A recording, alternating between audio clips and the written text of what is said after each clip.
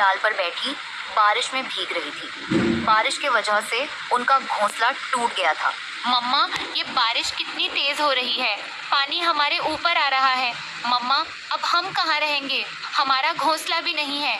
मेरे बच्चों, तुम डरो नहीं, मैं तुम्हें कुछ नहीं होने दूंगी। तुम्हारी मम्मा है ना तुम्हारे पास। वहीं पास में ही कौवों का घर था। वो दोनों अपने घर में बैठे बारिश का मजा ले रहे थे।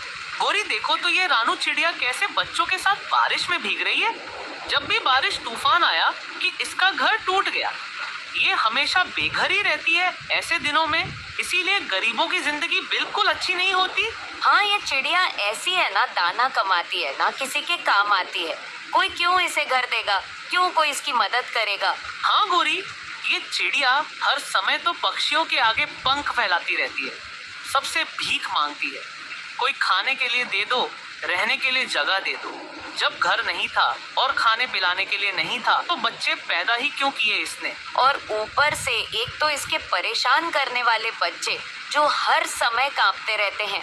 माँ ठंड लग रही है, माँ खाने को दे दो, माँ ये हो गया वो हो गया। ये नहीं कि खुद से कुछ भी करना सीख जाए। गौरी, हम जैसे समझदार पक्षी तो पहले घर बनाते हैं और फिर बाद में बारिश का मजा लेते हैं। रानू चिड़िया की तरह नहीं कि आसमान की तरफ देखकर आंसू बहाते हैं। हाँ, तुम सही कह रहे हो। हम तो अपना काम पहले ही पूरा सही करके चलते हैं। छोटी चिड़िया की तरह नहीं है। पहले तो टूटा फूटा सा घोंसला है उसका, अब वो बिल्कुल ही टूट गया। गौरी, चलो अब तुम वो सब छोड़ो। हमें क्या वो चिड़िया जैसा करेगी वैसा भरेगी। चलो हम तो अपने घोंसले में मजे से भोजन खाते हैं। फिर दोनों भोजन खाते हैं। जैसे ही बारिश बढ़ती जाती है, रानू की चिंता भी और बढ़ती जाती। हे भगवान, मुझे कोई रास्ता दिखाओ।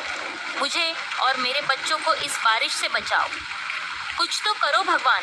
तभी उसकी नजर एक केले के पेड़ पर पड़ती है जिस पर बड़े बड़े पत्ते लगे हुए थे। ये केले के पत्ते तो बहुत बड़े बड़े हैं, तो क्यों ना मैं इनसे ही अपने लिए घर बना लूं। कम से कम इस बारिश से तो हम बच ही जाएंगे।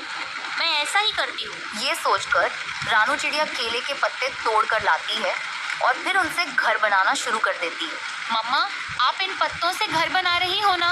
अब हमें बारिश में नहीं भीगना पड़ेगा, है ना मम्मा? हाँ गुड़िया बेटी, मैं घर बना रही हूँ।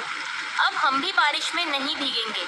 बस अभी घर बनने ही वाला है। फिर इस तरह काफी देर मेहनत करने के बाद रानू का केले के पत्तों का घर बनके तैयार हो जाता है। फिर वो अपने बच्चों के साथ घर में बैठ जाती है और वो बारिश से बच जाती है। कौवा और कौवी ये सब देख रहे थे। देखो तो गौरी, कल तक चिड़िया घोंसले में बैठकर बारिश में भीग रही थी और आज केले के पत्तों के घर में रानी बनकर बैठी है। हाँ, और तो और पूरा जंगल वाहवाही कर रहा है कि रानू, महान रानू ने केले के पत्तों का घर बना लिया। जैसे हम निकम्मे हैं, हम तो कुछ करते ही नहीं है। गौरी, मुझे नहीं पसंद ये सब नाटक। कल तक भीख मांगने वाली चिड़िया आज अपने घर में आराम से बैठी है। तो अब क्या आप उसके घर को तोड़कर उसे फिर से उसी जगह पहुंचाओगे कि वो फिर से बारिश में भीगे और सबसे मदद मांगे, इधर उधर फिरे? हाँ Gauri. Zane, my friend, so true. That's insane. That's actually insane.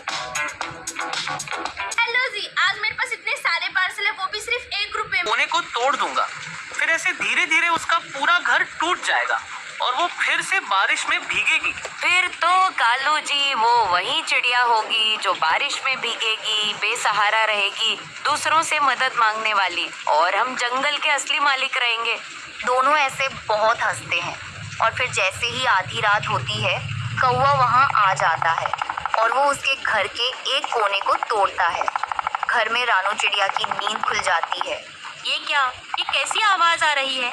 अभी तो हवा भी नहीं चल रही है कि ऐसा हो कि हवा की वजह से आ रही हो। क्या हो रहा है? मैं देखती हूँ। रानू फिर चुपचाप बाहर आती है तो वो कालू कौवे की ये शरारत देख लेती है। दुष्ट कौवे तू क्या कर रहा है हमारे घर के साथ? मैं तो बस देख रहा था कि तुम्हारा ये केले के पत्तों का घर कितना मजबूत है। क्यों झूठ बोल रहा है कौवे? तू काला है, तेरा दिल भी बहुत काला है और इरादे उससे भी ज्यादा। मैंने ये घर बारिश में भीगकर बनाया। इसमें माँ की ममता लगी है। तू इसे कभी नहीं तोड़ पाएगा। मैं तुझे अब भी सबक सिखाती हूँ। फिर चिड़िया जंगल के सब पक्षियों को बुलाती है अपनी मदद के लिए। कोई है, कोई मेरी मदद करो, ये कौवा मेरा घर तोड़ रहा है। चिड़िया की आवाज सुनकर तोता और कबूतर उसके पास आते हैं। चिड़िया, क्या हुआ? सब कुछ ठीक तो है ना? ये कौवा यहाँ क्यों आया है? चिड़िया कबूतर और तोते को सारी बात बताती